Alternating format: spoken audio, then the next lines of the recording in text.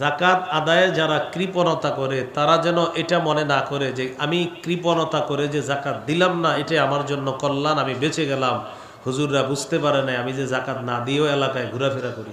হ্যাঁ, কেউ যদি এরকম মনে করে যে আমি জাকাত দিলাম না আমি বেঁচে গেলাম, এটা আমার জন্য কল্যাণ। আচ্ছা, মনে করেন কোনো আলেম জানলো না বা এলাকাবাসী জানলো না আপনি জাকাত দেন নাই, কিন্তু জাকাত ফরজ, এটা ফরজটা করেছেন কে? তো আপনি জাকাত দেন বা না দেন এতে হুজুরের কি সম্পর্ক? তো আল্লাহ বলেন যারা জাকাত না দেয় তারা যেন এটা মনে না করে যে এটাই আমার জন্য কল্যাণ। আল্লাহ বলেন এটা তাদের জন্য অকল্যাণ। সূরা আলী ইমরান 180 থেকে 185 নম্বর আয়াত আপনাদের সামনে তেলাওয়াত করলাম। এই 6টি আয়াতের মধ্যে গুরুত্বপূর্ণ কয়েকটি বিষয়ে আলোচনা হয়েছে। 180 নম্বর আয়াতে আলোচনা হয়েছে যাদেরকে আল্লাহ তাআলা জাকাত যোগ্য সম্পদ দান করেন, এরপরেও যদি তারা জাকাত না দেয় তাদের কি পরিণতি হবে। 181 নম্বর আয়াতের আলোচনা হলো আল্লাহ তাআলা মানুষের কাছে কর্জে হাসানা চান। মানুষ যেটা আল্লাহর রাস্তায় খরচ করে এটা আল্লাহ দ্বিগুণ বৃদ্ধি করে তাদেরকে এটার প্রতিদান দান করেন। এই বিষয়টি নিয়ে সাহাবী আবু বকর সিদ্দিক রাদিয়াল্লাহু তাআলা আনহুর কথোপকথন হয়েছে ইহুদিদের সাথে।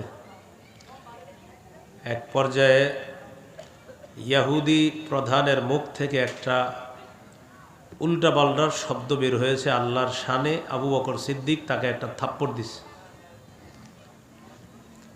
এই হলো দ্বিতীয় আলোচনা। 3 নম্বর আলোচনা,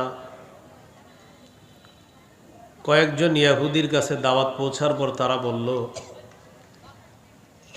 তাওরাত কিতাবে আল্লাহ আমাদের কাছ থেকে অঙ্গীকার নিয়েছে আমরা কোনো রসুলকে ততক্ষণ বিশ্বাস করব না যতক্ষণ রসুল একটা কোরবানি পেশ না করবে আর ওই কোরবানিটা আইসা আকাশের আগুন জ্বালায়া না দিবে ততক্ষণ আমরা ঈমান আনব না। এটা তাওরাতে আমাদের কাছ থেকে আল্লাহ অঙ্গীকার দিয়েছেন। অতএব মুহাম্মদ সাল্লাল্লাহু আলাইহি সাল্লাম আপনিও একটা কোরবানি পেশ করেন, না করা পর্যন্ত আপনার উপরে ঈমান আনব না। নাউজুবিল্লাহ। 4 নাম্বার আলোচনা, নবীজিকে তারা মিথ্যাবাদী বলছে। নাউজুবিল্লাহ। আল্লাহ নবীজিকে সান্ত্বনা দিয়েছেন, এইসব বললে আপনি কষ্ট নিয়েন না, আপনার পূর্বের রসুলদেরকে মিথ্যাবাদী বলা হয়েছে। 5 নম্বর আলোচনা, নবী আপনি সকলকে জানায়া দেন আপনার কথা যারা বিশ্বাস করতেছে তারাও মরবে, যারা বিশ্বাস করে না তারাও মরবে। সকলকে কিয়ামতের ময়দানে তাদের প্রাপ্য পরিপূর্ণভাবে বুঝিয়ে দেওয়া হবে। এই 5টি বিষয়ে মৌলিক আলোচনা সূরা আলী ইমরানের 180 থেকে 185 নম্বর এই 6 আয়াতের মধ্যে মৌলিক 5টি বিষয় আল্লাহ আলোচনা করছেন। 180 নম্বর আয়াতে আল্লাহ বলেন ওয়ালা ইয়াহসাবান্নাল্লাযীনা ইয়াবখালুনা বিমা আতাহুমুল্লাহু মিন ফাদলিহি হুয়া খায়রাল লাহুম বাল হুয়া শাররুল লাহুম। আল্লাহ যাদেরকে সম্পদ দান করেছেন এই সম্পদ খরচ করতে যারা কৃপণতা করে, উদ্দেশ্য হলো যারা জাকাত দিতে কৃপণতা করে, জাকাত আদায়ে যারা কৃপণতা করে তারা যেন এটা মনে না করে যে আমি কৃপণতা করে যে জাকাত দিলাম না এটাই আমার জন্য কল্যাণ, আমি বেঁচে গেলাম। হুজুররা বুঝতে পারে না আমি যে জাকাত না দিয়েও এলাকায় ঘোরাফেরা করি। হ্যাঁ, কেউ যদি এরকম মনে করে যে আমি জাকাত দিলাম না আমি বেঁচে গেলাম, এটা আমার জন্য কল্যাণ। আচ্ছা, মনে করেন কোনো আলেম জানলো না বা এলাকাবাসী জানলো না আপনি জাকাত দেন নাই, কিন্তু জাকাত ফরজ, এটা ফরজটা করেছেন কে? তো আপনি জাকাত দেন বা না দেন এতে হুজুরের কি সম্পর্ক? তো আল্লাহ বলেন যারা জাকাত না দেয় তারা যেন এটা মনে না করে যে এটাই আমার জন্য কল্যাণ। আল্লাহ বলেন এটা তাদের জন্য অকল্যাণ। বাল হুয়া শাররুল লাহুম, বরং এটা তাদের জন্য অকল্যাণ। সায়ুতাওয়াকুনা মা বাখিলু বিহি ইয়াউমাল কিয়ামাহ। তারা যাকাত না দিয়ে সম্পদ নিয়ে যে কৃপণতা করেছে, এই কৃপণতা বশত যেই সম্পদ তারা যাকাত দেয় নাই, এই সম্পদকে তাদের গলায় বেড়ি পরিয়ে দেওয়া হবে। কবে? ইয়াউমাল কিয়ামাহ, কিয়ামতের দিন। তাহলে যারা যাকাত দেয় নাই, এই যাকাত না দেওয়ার কারণে তাদের এই সম্পদ তাদের গলায় কিয়ামতের দিন বেড়ি পরিয়ে দেওয়া হবে।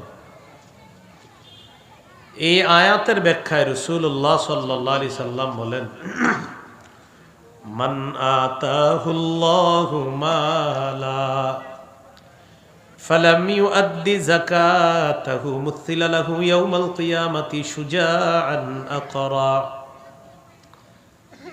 যে ব্যক্তিকে আল্লাহ সম্পদ দান করেছেন আর সে এটা থেকে যাকাত দেয় নাই, কিয়ামতের ময়দানে তার এই সম্পদ ২০ দর টেকু সাপে রূপান্তরিত করে এই সাপ তার গলায় পেঁচায় দেওয়া হবে।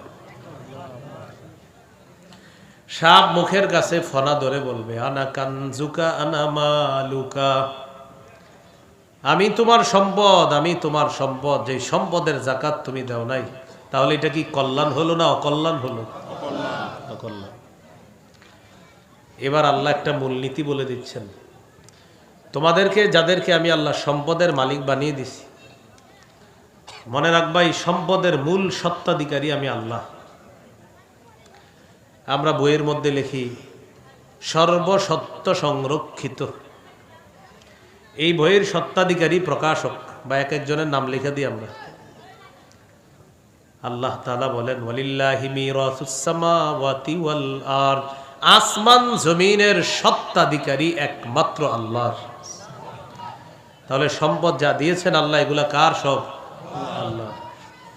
ওয়াল্লাহু বিমা তা'মালুনা খাবীর, তোমরা যা করো তোমাদের কর্মকাণ্ড সম্পর্কে আল্লাহ সম্যক অবগত, সব আল্লাহ জানেন।